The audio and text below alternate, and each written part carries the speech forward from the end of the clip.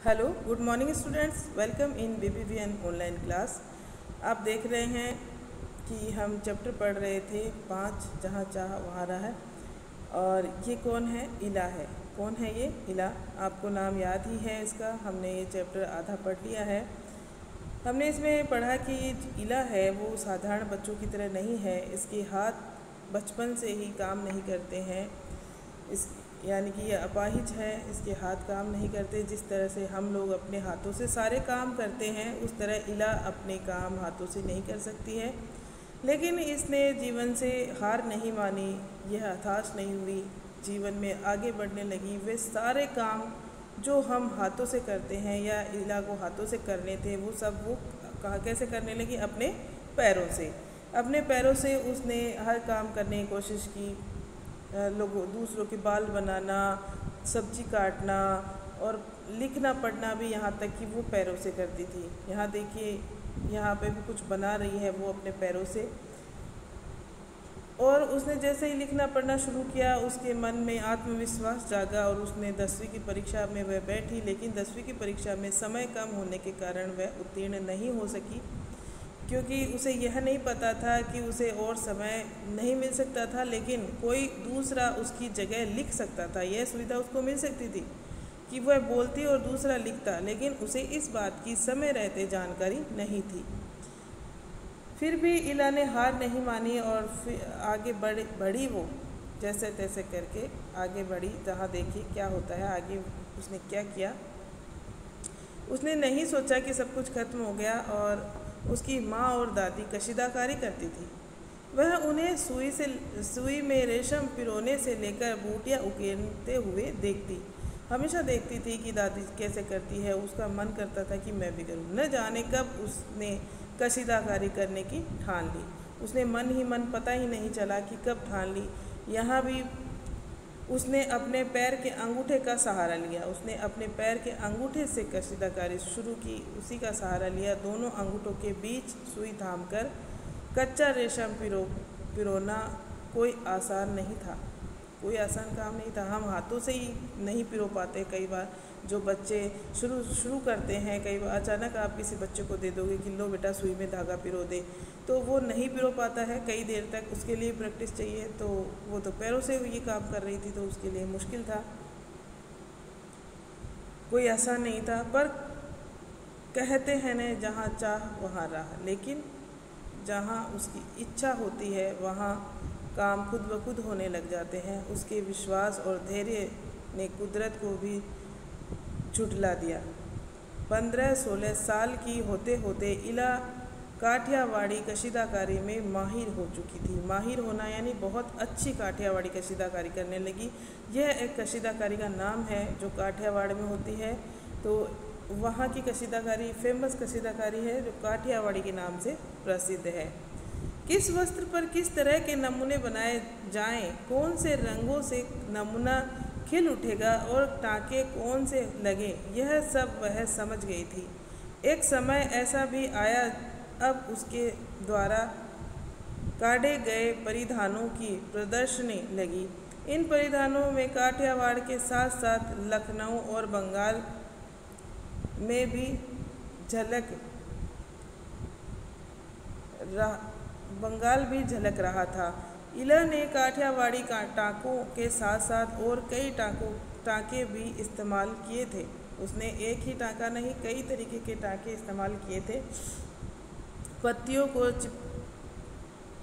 चिकनकारी से सजाया था।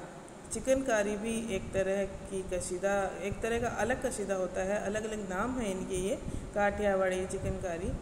इंडियन डंडियों को कांथा से उभारना था। पशु पक्षियों की ज्यामितीय आकृतियों को कसूती और जंजीर से उठा रखा था। पारंपरिक डिज़ाइनों में यह नवीनता सभी को बहुत भाई। इला के पाँव अब रुकते नहीं हैं। वो अपने पाँव से काम करती रहती है। आँखों में चमक, होठों पर मुस्कान और अनूठा विश्वास लिए वह सुनहरी रुपहली बूटियाँ उकेरते थकती नहीं है। क्योंकि इला एक साधारण बालिका नहीं थी, उसके हाथ काम नहीं करते थे जैसे साधारण लोगों करते हैं। वह हताश थी, निराश थी, और उस निराशा में, उस हताशा में जब उसने अपनी मेहनत से इतना अच्छा काम करना शुरू कर दिया तो उसकी आंखों में चमक आई, होठों पे मुस्कान आई, यानी कि उसका आत्मविश्वास जो है वो बढ़ गया था। और ऐसा होना स्वाभाविक था, ये नहीं है कि उसी का आत्मविश्वास बढ़ा था, इला का आत्मविश्वास बढ़ना स्वाभाविक था, क्योंकि उसके लिए ये काम कोई साधारण काम नहीं था। आज कोई भी ऐसे बच्चे होते हैं, हम देखते हैं कोई व्यक्ति ऐसे होते हैं जिनके हाथ काम नहीं करते, किसी के पैर काम नहीं करते, दोनों हाथों की अंगुलियां कटी हुई होती है, उनके लिए हर काम करना बहुत ही मुश्किल हो जाता है। हम देखते हैं कई बार इला के हाथ दिखाई तो दे रहे हैं लेकिन वो उठते नहीं हैं, लेकिन कई लोगों के हाथ है वो कंधों के पास से ही नहीं दिखाई देते हैं, कंधों से ही कई बार कोई एक्सीडेंट में उनके हाथ कट जाते हैं, लेकिन ज़िंदगी वहीं तो ख़त्म नहीं होती। कई बच्चे पैदा होते हैं तभी अपाहिज होते हैं, लेकिन फिर भी वो भी जीते हैं जीवन में, और हमने देखा है वो बच्चे बहुत कुछ करते हैं अपने जीवन में। वह असाधारण बालक होते हैं, वह साधारण तरीके से अपना जीवन नहीं बिताते, वह असाधारण प्रतिभाओं के धनी होते हैं। उनमें और प्रतिभाएं होती हैं जो उभर के सामने आती है। जब एक उनका शरीर का अंग काम नहीं करता है तो उनकी दूसरी जो प्रतिभाएं हैं वो एकदम जोर शोर के साथ उभर के सामने आती है। ऐसे ही इला के साथ हुआ, इला के हाथ काम नहीं कर रहे थे, वो अंदर ही अंदर कुंठित होती थी, परेशान होती थी, बहुत बार परेशान हुई होगी। ऐसा नहीं है कि वो उसने शुरू किया और हर काम उसके लिए आसानी से हो गया, ऐसा बिल्कुल नहीं है।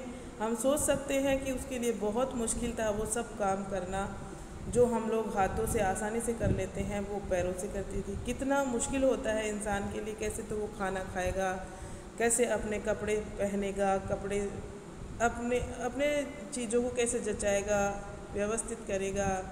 वो रोज़मर्रा की ज़िंदगी में कितने सारे काम होते हैं। जब बच्चा छोटा होता है तब तक मम्मी कर देती है, घर में कोई कर देते हैं, लेकिन जैसे जैसे बड़े होते हैं हमारी जिम्मेदारियां हमारी खुद की होती है, हमेशा मम्मी पापा नहीं कर पाते हैं। तो उस समय किस तरह से इला ने अपने आप को संभाला होगा, उसके लिए बहुत ही मुश्किल था, लेकिन उस मुश्किल समय में भी उसने पूरे आत्मविश्वास के साथ अपना हर काम आगे बढ़ने के लिए किया। सो स्टूडेंट्स, हमें इस कहानी से एक बहुत अच्छा मोटिवेशन मिलता है कि कभी भी हार नहीं माननी चाहिए।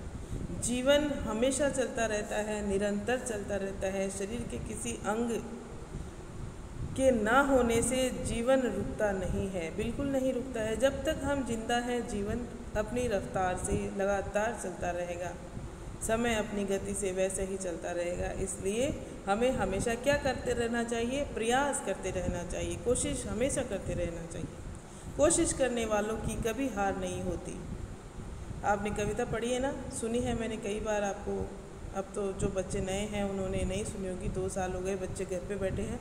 कक्षा में ये कविता मैंने बार बार आपको सुनाई है, कोशिश करने वालों की कभी हार नहीं होती, है ना।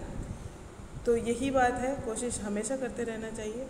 ओके स्टूडेंट्स, नेक्स्ट वीडियो में हम इसके क्वेश्चन आंसर देखेंगे। Thank you.